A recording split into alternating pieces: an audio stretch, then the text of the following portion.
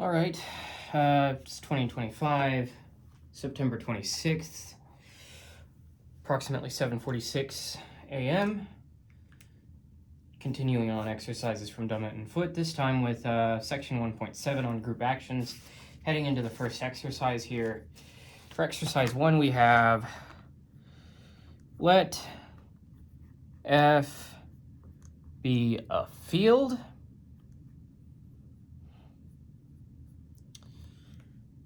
Show that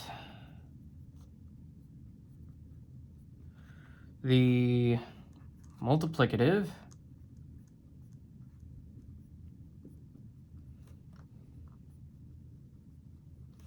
group of non-zero elements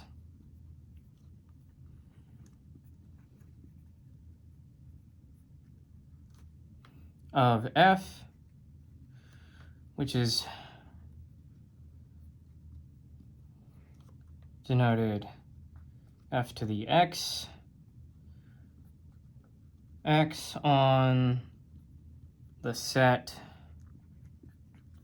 F by G times A, G dot A is equal to GA, where G is a member of F to the X, A is a member of F, and GA is the usual product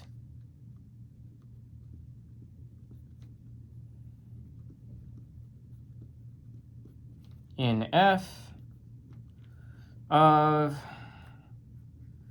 the two field elements,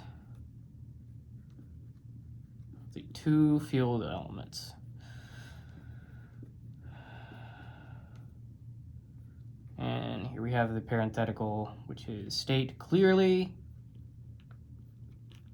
which axioms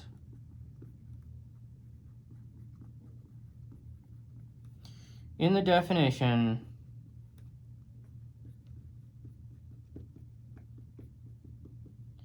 of the field of a field are used. Okay, so intuitively, each G within F to the X, the multiplicative group of non-zero elements of F, scales F by ordinary multiplication. The action axioms reduced to 1, associativity of multiplication in F, and 2, the multiplicative identity 1 being an element of F to the X. So the units of F acting trivially. So let's take a look at that a bit more rigorously. Here, after I erase this. So first off, let's define the candidate action. So for G being an element of F to the X and A being an element of F, set G dot A equal to GA, the usual field product.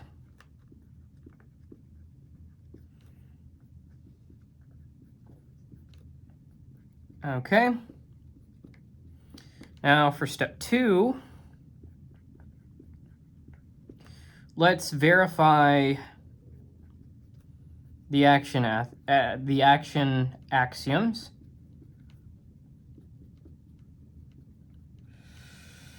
And list used field axioms.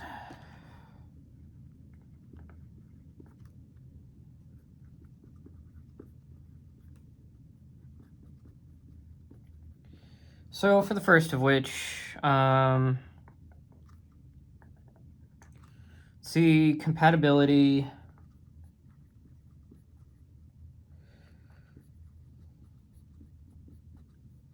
with composition. So we're going to use associativity. Oopsies. Of multiplication.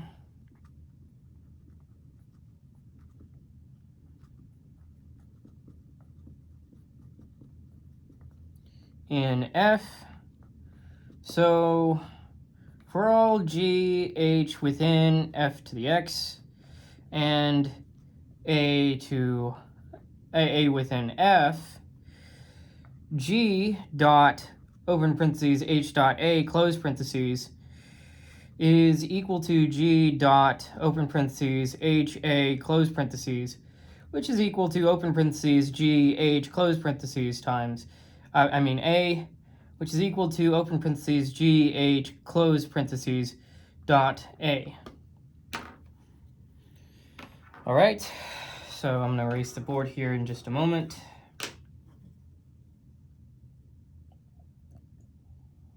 To continue on, the second bit of that, which is to say, second part, so identity x trivially. So let's use existence of a multiplicative identity to show this.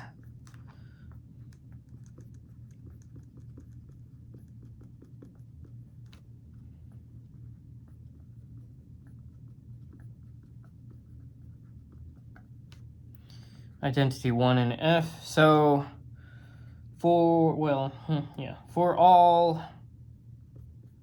A in F, 1 dot A is equal to 1A, which is equal to A. These two properties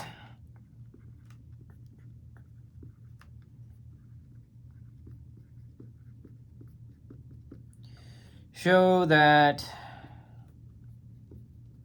f to the x, f to x, x on f via mapping of so the coordinate pair g comma a to g dot a.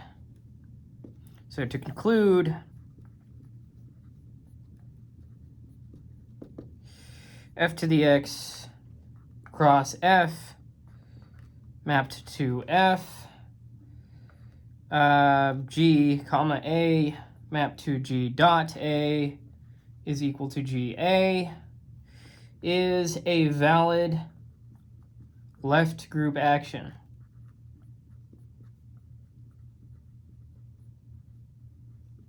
All right. Now let's move on to exercise 2.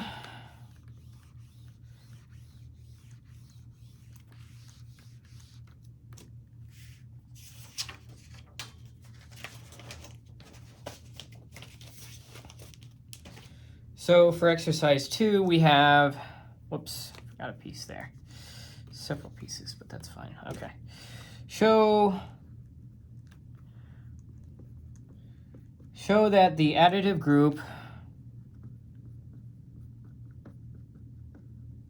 getting ahead of myself there. Additive group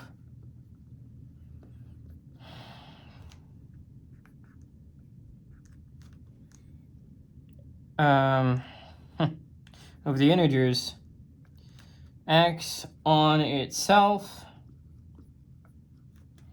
by z dot a, which is equal to z plus a for all z comma a within the integers. So intuitively, each z within the integers translates the integer line by z. The action axioms reduce to, 1, associativity of addition in the integers, and 2, the additive identity is 0 acting trivially. So let's take a look at that more rigorously, right?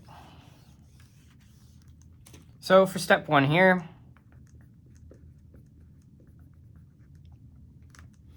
let's want to define the action as a map. As a map. So we've got this case where we've got Z cross Z mapping to, integers cross integers mapping to the integers. And so this would be like this coordinate pair, Z comma A mapping to Z dot A, which would be equivalent to Z plus A, right? And we've already defined Z and A to be in the integer, so I'm not going to redefine that. Now, let's move on to step 2. We want to verify the action axioms. That's such a fun thing to say. It's like a pseudo-alliterative thing, but it's also like, what is it, like consonants or something like that? Like where the first parts sound like very similar, not just in the first letter, like in the case of alliteration, but it's something else. There's a term for it. I can't remember. It's from English class. See, English class menu. The English class. No. I think it's consonants. I can't remember. So for this step 2, verify action axioms and list use group axioms. So, we're going to do this like how we did the other one, right? We're going to start with compatibility with the group law. So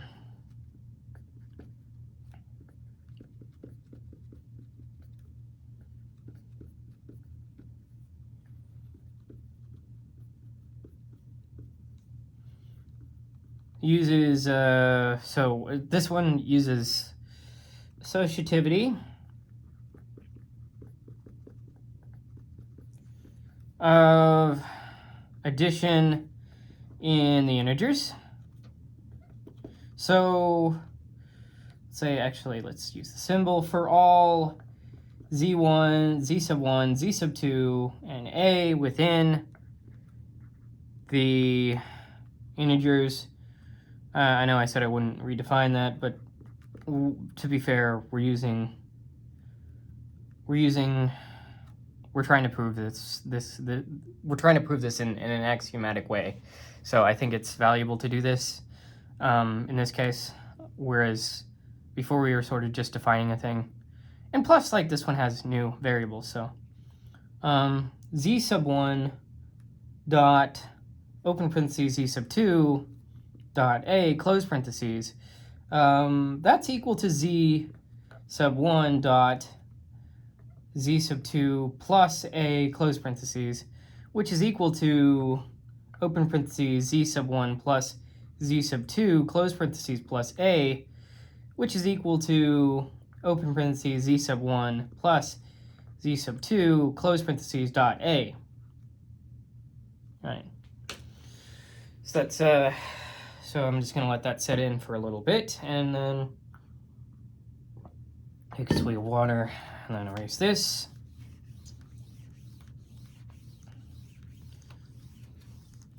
Then we move on to the second part of the second step, and we want to look at whether or not identity acts trivially.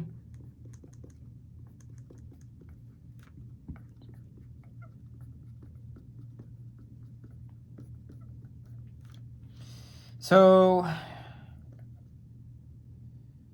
we're going to use existence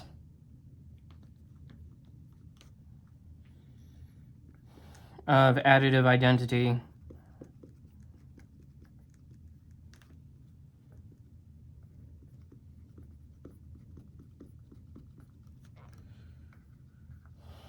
so for all A within the integers, additive identity 0 here. So for all A within the integers, 0 dot A is equal to 0 plus A, which is equal to A. Right, so the map from Z comma A to Z dot A defines a left group action, and that's essential. A left group action of the additive group of the additive group over the integers on on the integers, you know, because the way I'm saying it right, it's like, because I'm trying to like match up the verbiage per like each of the notational things that I see. So it winds up being this funny thing where sometimes it's like notationally speaking this makes sense, but it's like if I'm trying to like speak it out loud, it's just redundant. But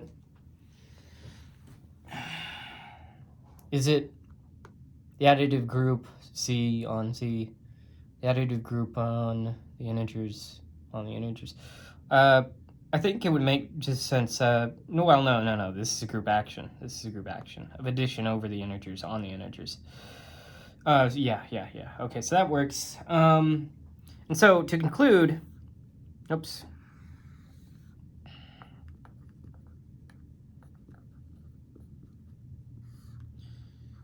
The integers cross the integers map to the integers. Z comma A mapped to Z dot A equal to Z plus A is a valid left group action.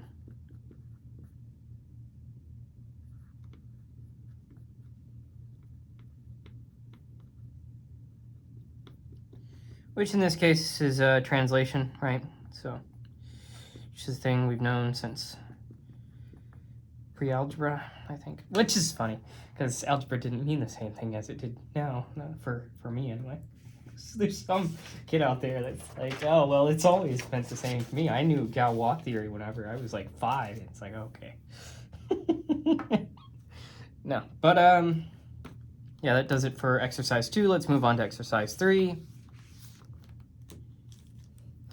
Okay, so for exercise 3, we have to show that the additive group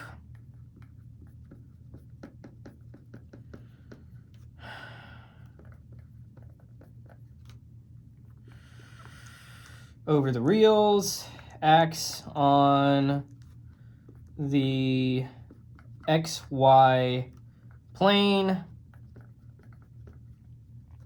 real cross real, by r dot x comma y, which is equal to x plus ry comma y. So each real number r performs a horizontal, I haven't really discussed this term, but okay, just bear with me for now. Each real number r performs a horizontal shear with factor r. So the y-coordinate is fixed. Y-coordinate is fixed. The x-coordinate is translated by r times y. For an additive action, we need 1, associativity of addition in the reals to compose shears, and 2, 0 acts trivially. So let's look at this a bit more rigorously, right?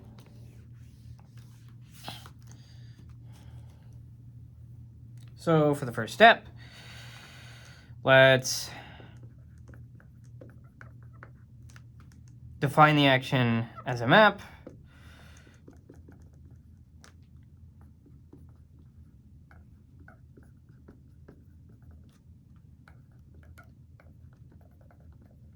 So let's see here. The reals mapped with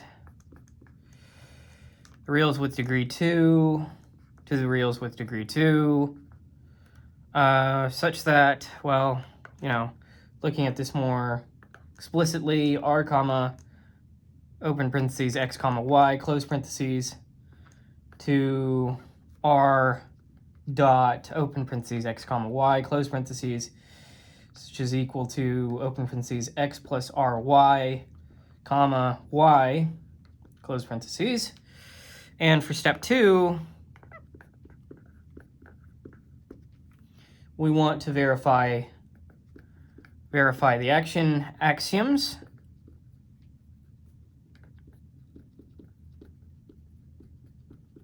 Maybe it's like assonance where the first things start, but I think that may be like the last part of each word. So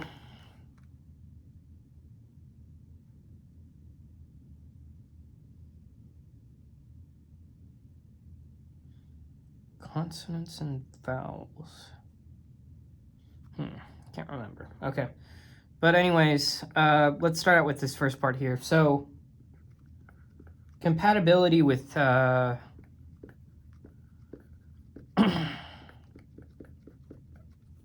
with the group law.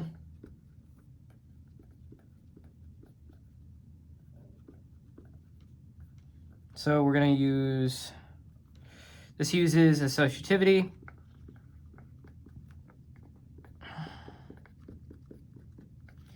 Of addition in the reals. So for all r sub 1, r sub 2 contained within the reals, and open parentheses, x comma y, close parentheses, contained within the reals with degree 2, r sub 1 dot, open parentheses, r sub 2 dot, open parentheses, x comma y, close parentheses is equal to r sub 1 dot, open parentheses, x plus r sub 2 y comma y, close parentheses. Gotta adjust something here. Yep. All right. And that's equal to, open parentheses, x plus 2, r sub 2 y plus r sub 1 y comma y, close parentheses, which is equal to, open parentheses, x plus, open parentheses, r sub 1 plus r sub 2, close parentheses, y comma y, close parentheses, which is equal to, open parentheses, r sub 1 plus r sub 2, close parentheses, dot, open parentheses, x comma y. Okay, so that holds there. We've rearranged them. Let's see here.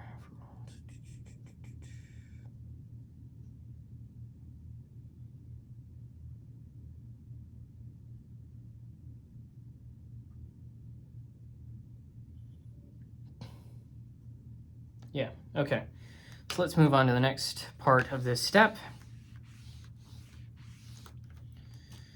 And that is to look at whether identity acts trivially.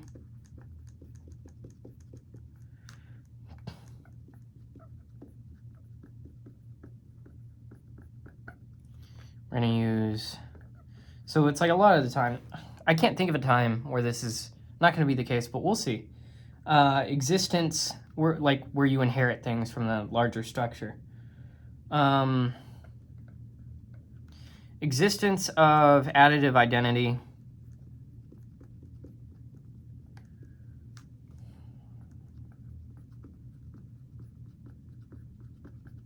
Additive identity 0.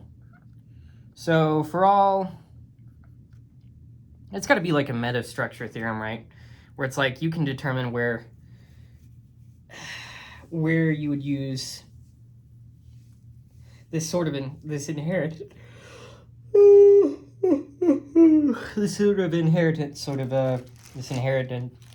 thing from a larger structure.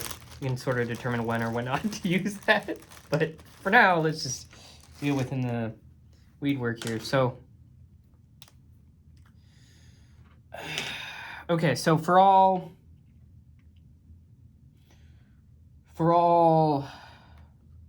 open parentheses x comma y contained within The reals with degree 2. Throw this. Oh, sweet, I made it, but I knocked my camera off. Okay. Oopsies. Okay.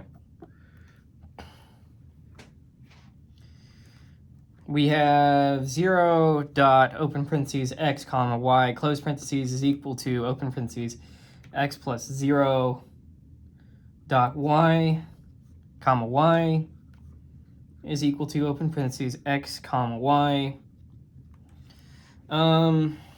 So what can we make of all of this? Well, therefore we have that the map from open parentheses r comma open parentheses x comma y close parentheses to r dot open parentheses x comma y close parentheses is a left.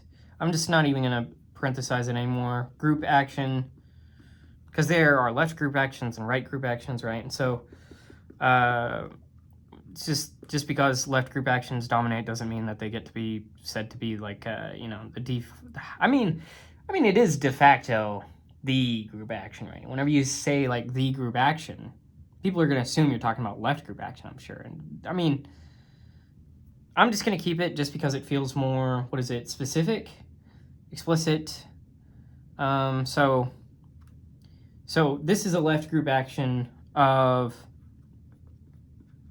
addition over the reals on the reals with degree 2. So what can we conclude here? Well, the map, so group action, R cross R, so the group action as map, right? R cross R with degree, the reals cross the reals with degree 2 to the reals with degree 2, and more explicitly, open parentheses R, comma, open parentheses X, comma, Y, close parentheses to open parentheses X plus RY, comma, close parentheses. This is a valid left group action.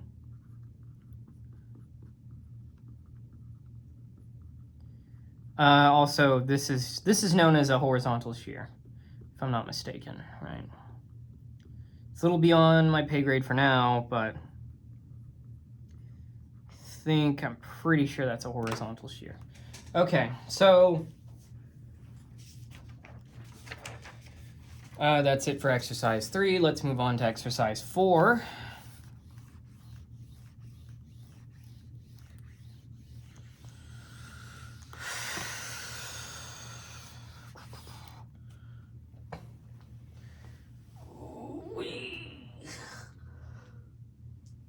Okay.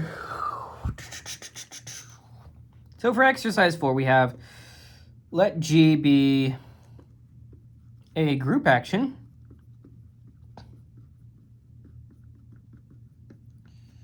acting on a set A and fix some little a within big A. Show that the following sets are subgroups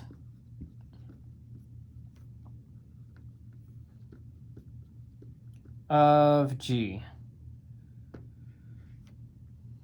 which is, and we've seen this sort of thing before, but this time in terms of group action. So the kernel, so part A is the kernel of the action.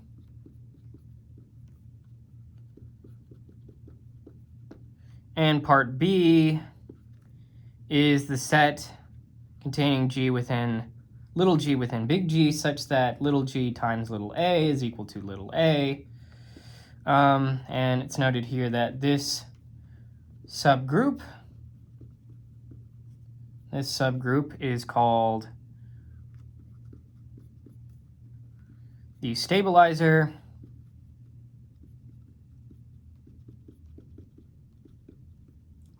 of little a in big G.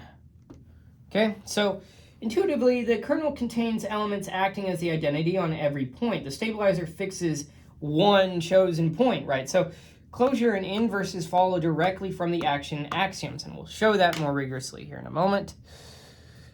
Maybe a quick little coffee swig first, right?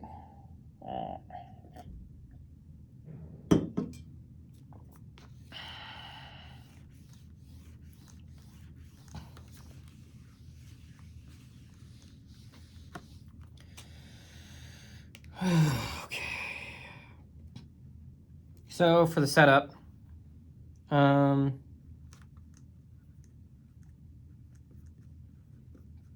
let's write the action as a map, right, as we've always done since 3 exercises. So, but let's write the action as a map. Like, this isn't like, you know, established in 1975 sort of thing, you know.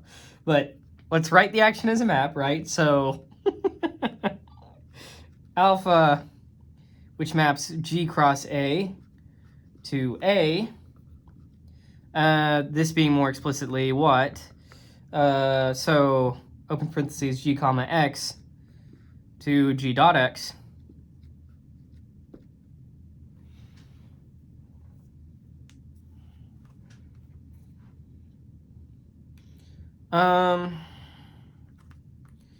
And let's define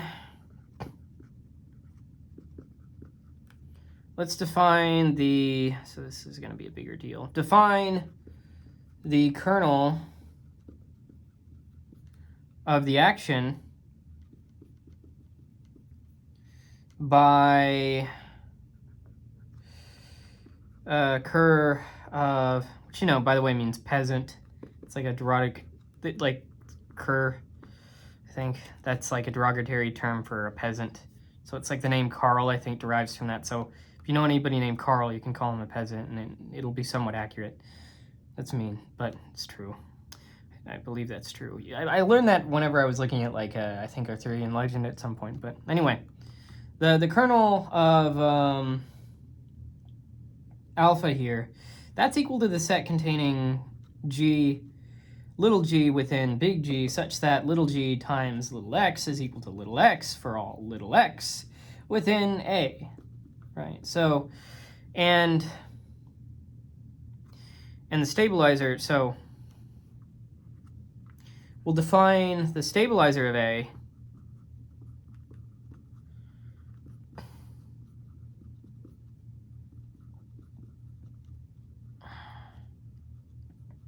of little a by G sub little a, big G sub little a is equal to the set containing little g within big G, such that G times A is equal to A.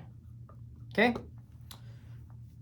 So that's the setup. What's the punchline? Well, the punchline is going to be what we find in each of these parts. So let's erase this and then start with A, part A, and then go on and see what else we can find. So for part A, we want to show the kernel of the group action alpha is a subgroup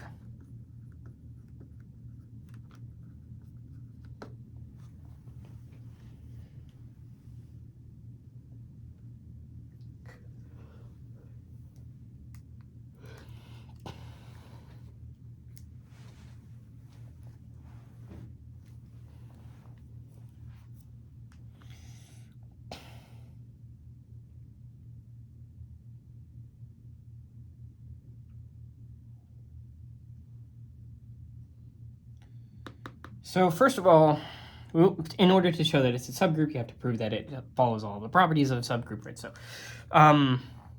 first off, let's go with non-empty. Is it non-empty? You know, and with that, you know, also the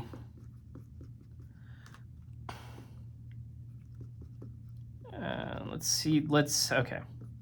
I'm just going to say the quiet part out loud, and that is, you know, identity, right? So 1.x is equal to x, and this is for all x for all x, which implies that the identity is contained within the kernel of the group action alpha. So that's good. Now let's move on to closed under product. Undo the operation. More generally, product in this case. Under product. So if little g and little h are contained within the kernel of the group action alpha, and little x is contained within big A, then open parentheses g h close parentheses dot x is equal to g dot open parentheses h dot x close parentheses, which is equal to g dot x, which is equal to x. So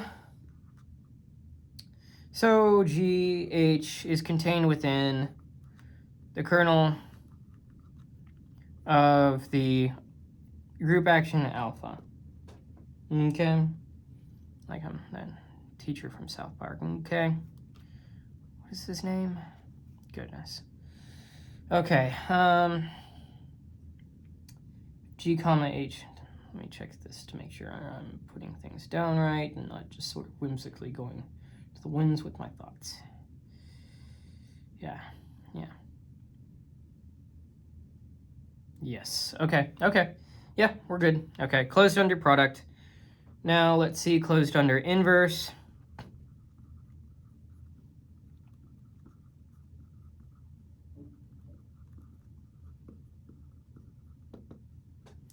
So if little g is contained within the kernel of the group action alpha, then for all x is equal to 1 dot x is equal to open parentheses g to the negative 1 times g close parentheses times x g to the negative 1 dot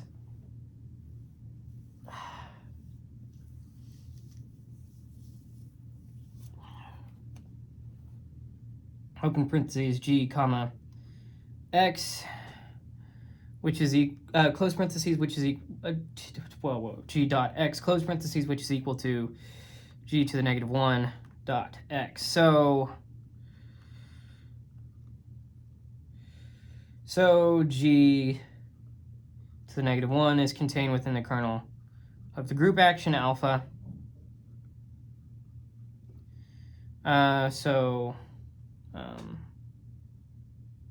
Let me just cut out a space here to continue. Therefore, the kernel of the group action alpha is a subgroup of G. Okay? So that's it for part A. Now let's erase this and move on to part B.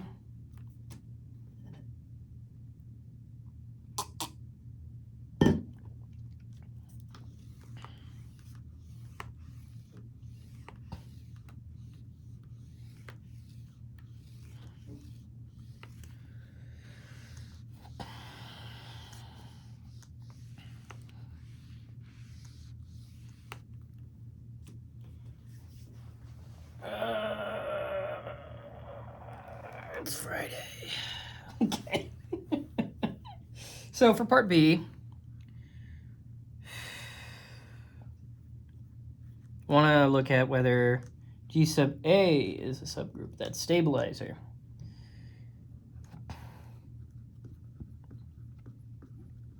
It's interesting to me, you know, this notion of stabilizer and centralizer and normalizer, you know, all the isers. I don't know. I think it makes kind of a, somebody was, so a professor of mine for graduate algebra was saying, like, some of the proofs he was looking at for like algebra stuff seemed pretty ad hoc to him in a way. And I guess kind of, you know, I get the feeling when just looking at algebra, it's like, that makes sense, because it's like, you're kind of playing like mad scientists with all of like these Isers and stuff like that. It's like you watch like Phineas and Ferb, right? And it's like Doofenshmirtz says like, and this is the something something innator, right? Well, that's what I feel whenever I look at these Isers, right? So silly thought, but you know, it's there. So let's continue on with this problem and determine whether or not this stabilizer is indeed a subgroup. So first off, is it non-empty? Oops.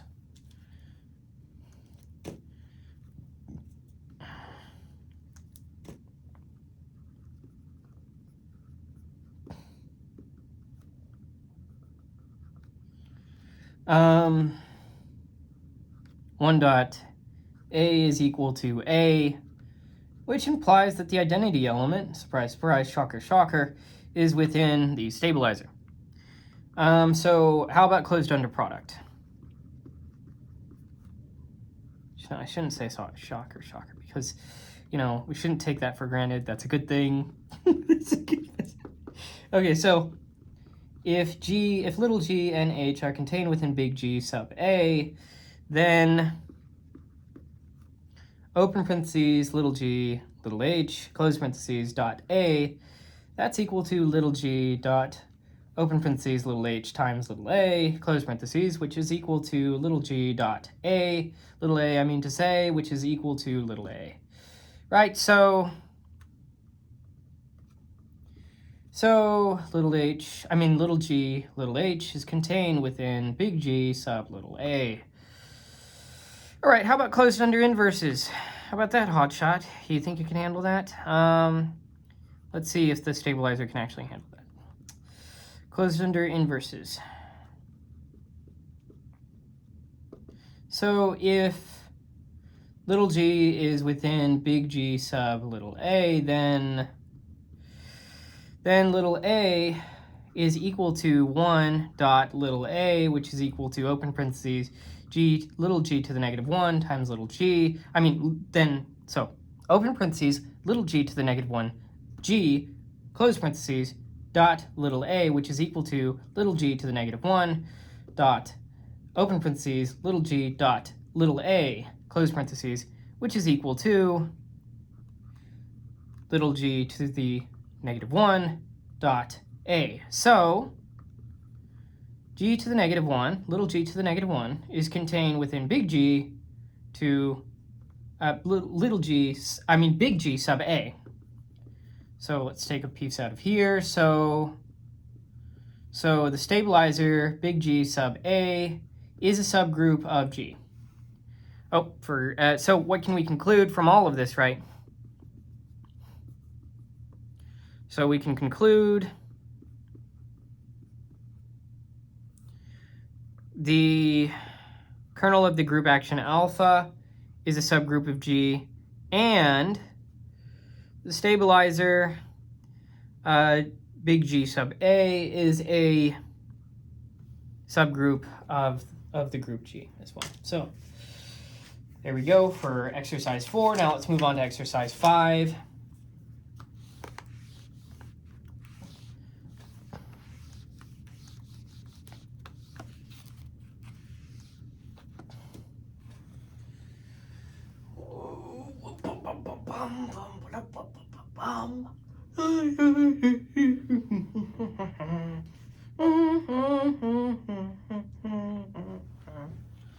Okay, so for exercise 5, we have prove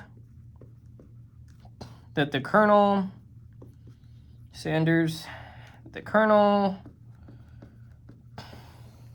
of an action of the group G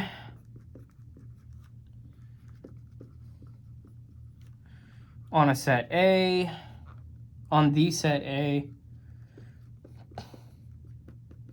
is the same as the kernel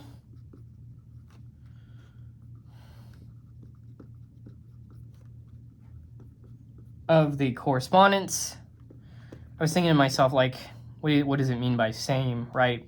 Because it's like, well, Do you mean like same, as in like isomorphically same? But it's like, no, you don't have to do that with kernels, because kernels is a pre-image of the identity, which is going to be some sort of set, right? So it's like, no. But anyhow, is the same as the kernel of the corresponding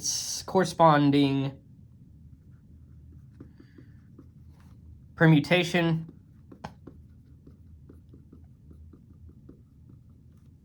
representation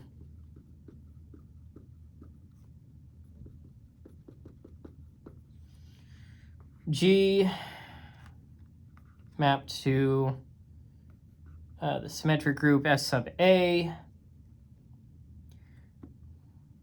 All right, and there's a note here that it's continued from exercise 14 in section 6, which I'll take its word for that. I'm not going to go back and look at that right now. But it's there, you know, and I have some vague recollection of seeing this before. So it's like, well, that plus that, I'll believe it. I'll believe it. I'm not going to go flip back there yet, you know, right now, simply because I just don't have it on me. If I had it on me, I would, but I can't carry that much whenever I'm going and doing this, so. I mean, relatively speaking, right? If I had one of those military backpacks, maybe I could. I'll think about it. But anyway, intuitively, the kernel of the action consists of G within little g within big G, so that fixes every little a within big A.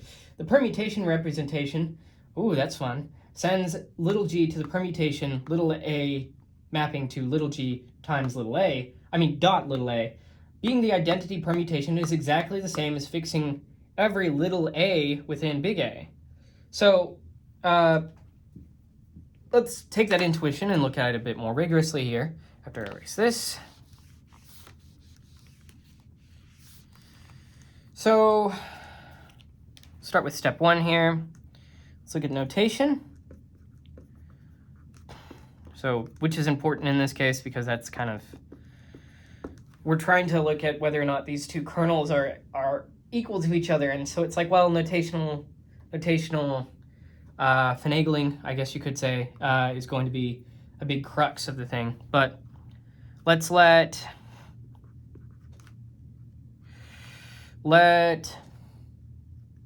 the action, yeah, and so we're going to look at this as a map.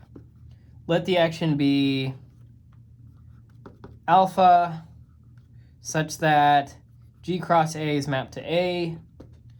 More explicitly, open parentheses G comma A,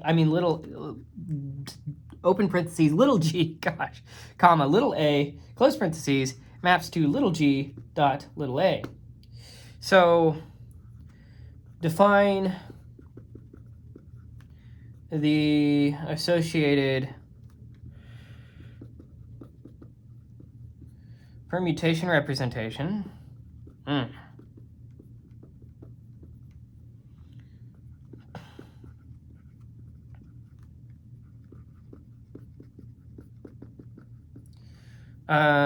Phi such that, well, phi is a map from G to symmetric group S sub A. More explicitly, phi of G of A is roughly equal to G dot A. And this is for all little a within big A. Little a. So this is that. So it's important to note here, by construction,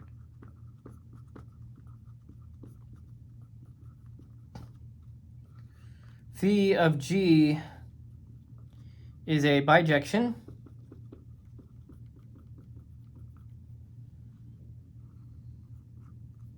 of A for each G. Okay, so is a bijection of big A for each little g. Okay, that does it for step 1. We've looked at the notational. We've done the notational finagling. Now let's get into the heart of the matter, which is to show that these kernels are equal to each other. The kernels of each of these actions, these corresponding permutation representation. No. So the action and the representation, that the kernels of each of these, that these things are equal to each other. Okay, let's get into the weeds of that.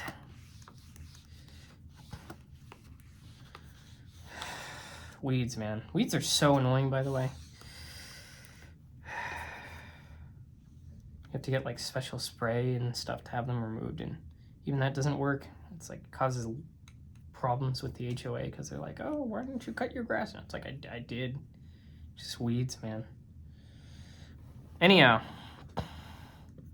for step 2,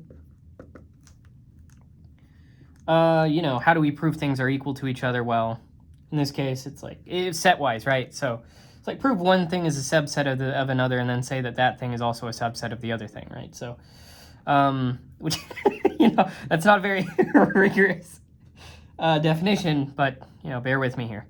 So step 2, we want to show that the kernel of alpha is a subset of the kernel of phi. So if G is contained within kernel of alpha, then G dot A is equal to A for all little a within big A. Just have that as one thing there. So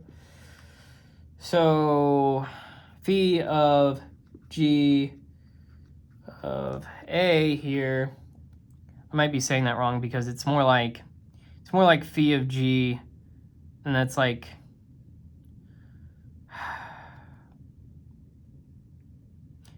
this is a representation, and representations are kind of weird in comparison to the things that we've looked at. So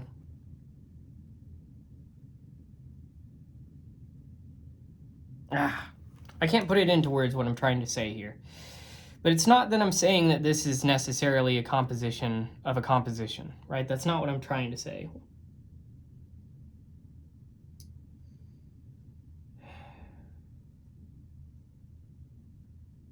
And you can correct me notationally, but suffice to say, what I'm trying to say is that this here, that is equal to G dot A. We're going to have G dot A. It's just the way it's going to be. And this is, of course, for all little a within. I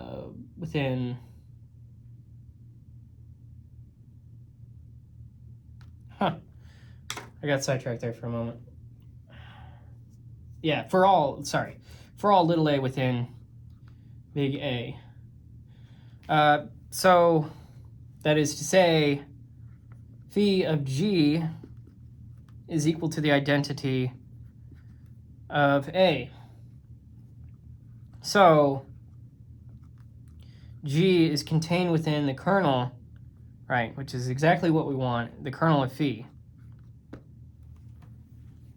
Because what is the kernel? It's the preimage of the identity. So, roughly speaking. Roughly but accurately speaking, right? So.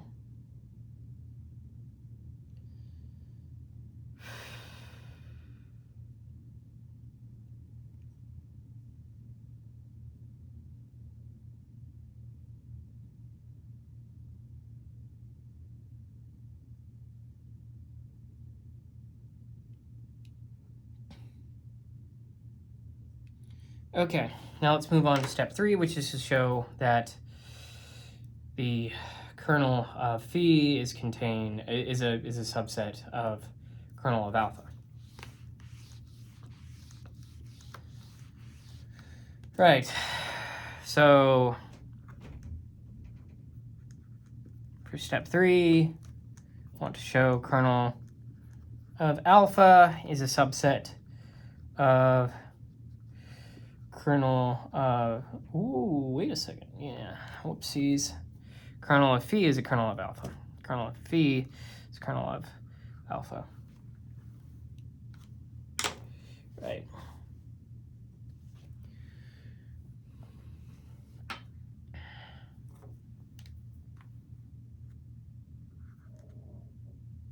So conversely,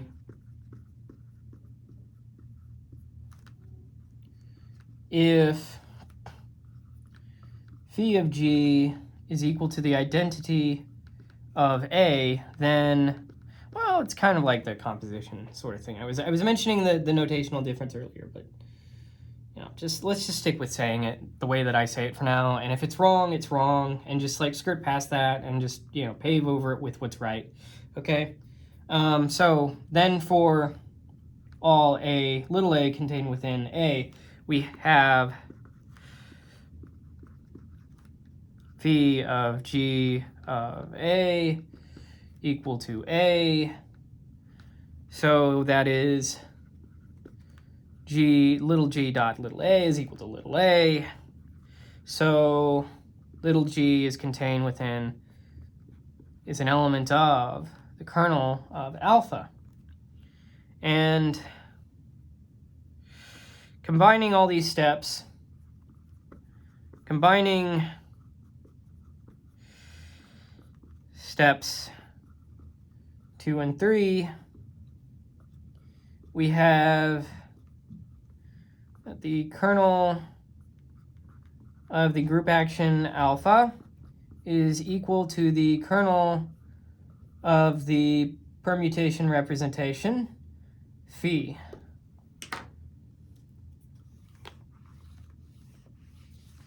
So what can we conclude here? Well, we can conclude that kernel alpha is equal to the kernel of alpha is equal to the kernel of phi for the action alpha, and its permutation representation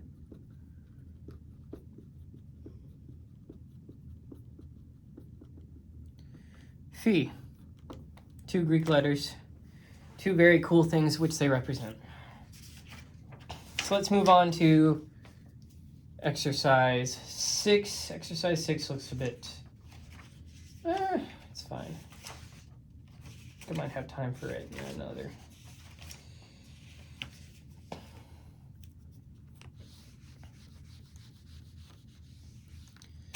Okay, so for exercise 6, we have prove that a group G acts faithfully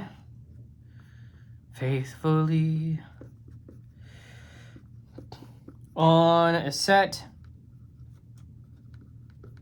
A if and only if the kernel of the action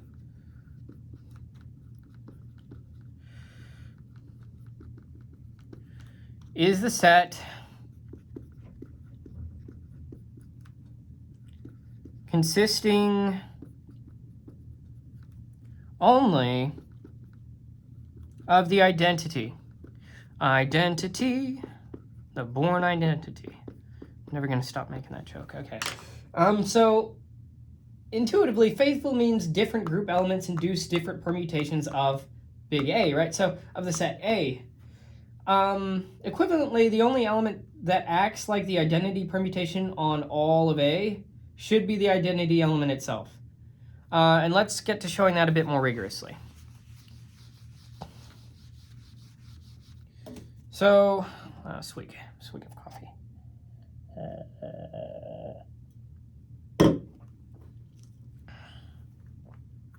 Start with this setup here.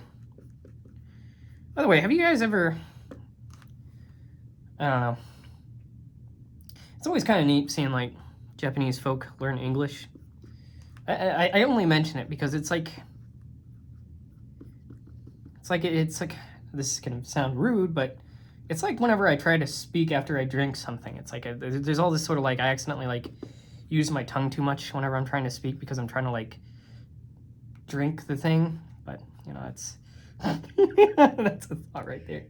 But let the action be alpha, which is the map G cross A to A.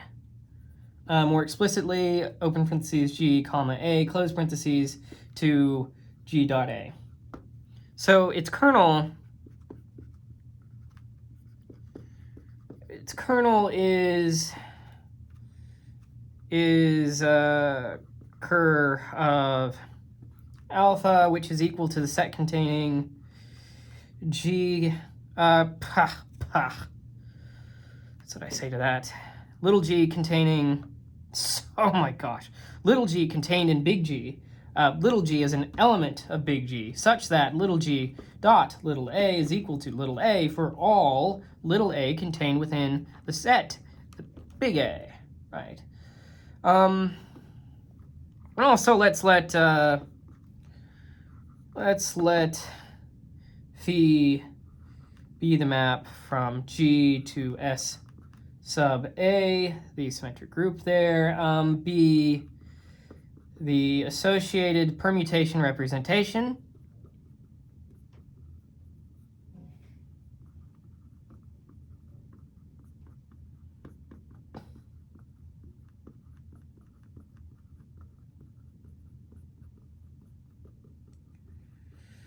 So we have phi of G of A equal to G dot A. Okay. So that's it for the setup. Now we have an if and only if statement, which means we're going to have implications going left, right, and right, left. So let me erase this before we get into that.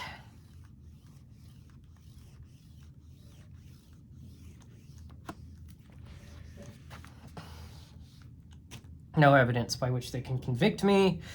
Let's move on to this left-right implication. So we want to show that faithfulness in a marriage implies that Colonel Sanders is an alpha, right? That's what we want to show. We want to show that faithfulness in marriage implies that Colonel Sanders is alpha and that he is the chosen one, okay? So that's so little task. No. But faithful implies that the kernel of the group action alpha is equal to the identity. That's what we want to show, right? So if the action is faithful,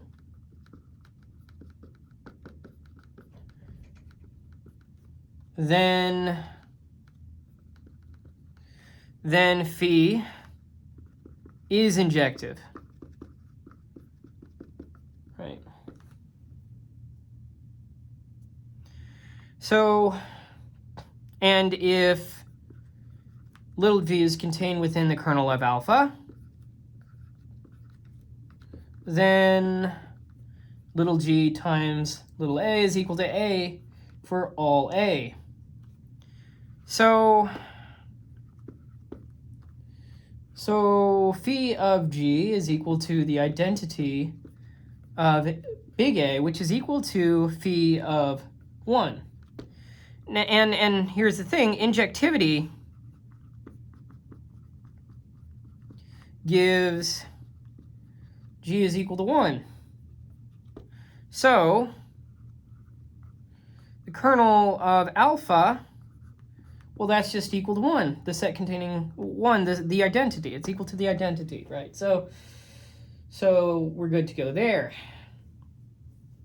Now, how about the other way around? How about the right-left implication?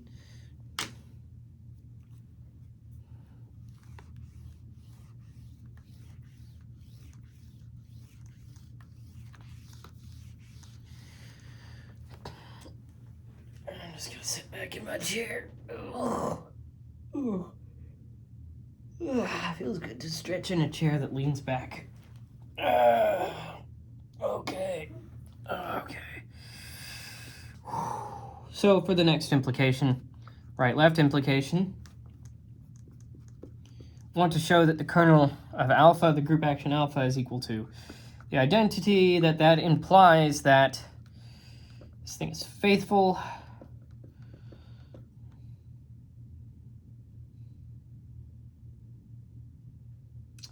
The action itself is faithful, right? So acts faithfully on a set, so the action is faithful.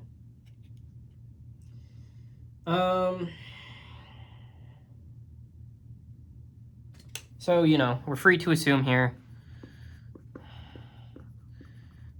that kernel Sanders is the one, that the kernel of alpha is equal to the identity. All right, so let's suppose that phi of g is equal to phi of h. Then for all a little a within big A, little g dot little a is equal to little h dot little a. So open parentheses g to the negative 1 times open parentheses g to the negative 1 h close parentheses dot a is equal to g to the negative 1 dot open parentheses h dot a, which is equal to g to the negative 1 dot open parentheses g dot a close parentheses, which is equal to a, right? So g to the negative 1 h is contained within the kernel of alpha, which is equal to the identity element. So g is equal to h.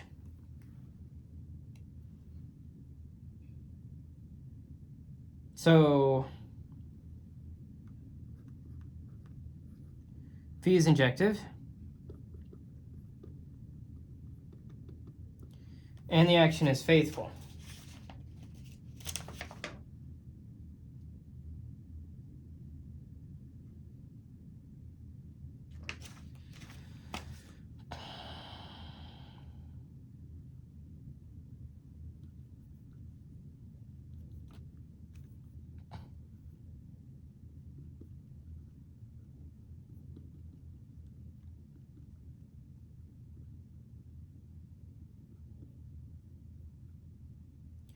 All right, so what can we conclude from all of this?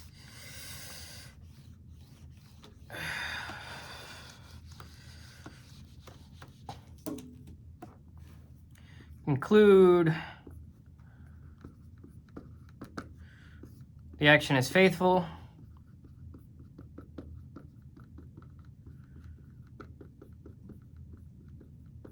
If and only if the kernel of the action alpha, in this case, is equal to the identity. All right, so that does it for exercise 6.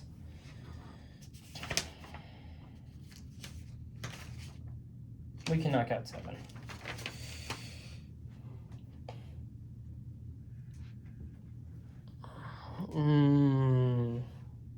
Do we have time?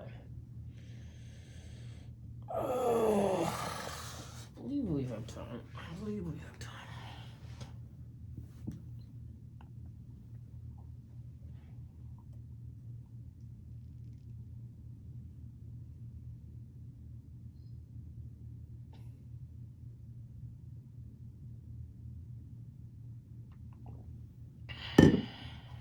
Let me see if I have the reference for it, though. Because it says that proven example 2 in this section, the action is faithful.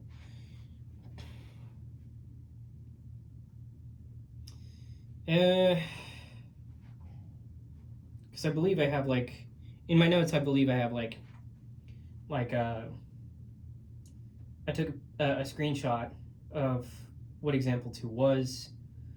But I'm looking at the screenshot now in the notes, and it doesn't explicitly say that this is example 2, which is a mistake on my part. So I'll do this. I'm gonna stop it here for now, so I can check that that's accurate, and then we'll pick up with exercise 7 in the next one. All right.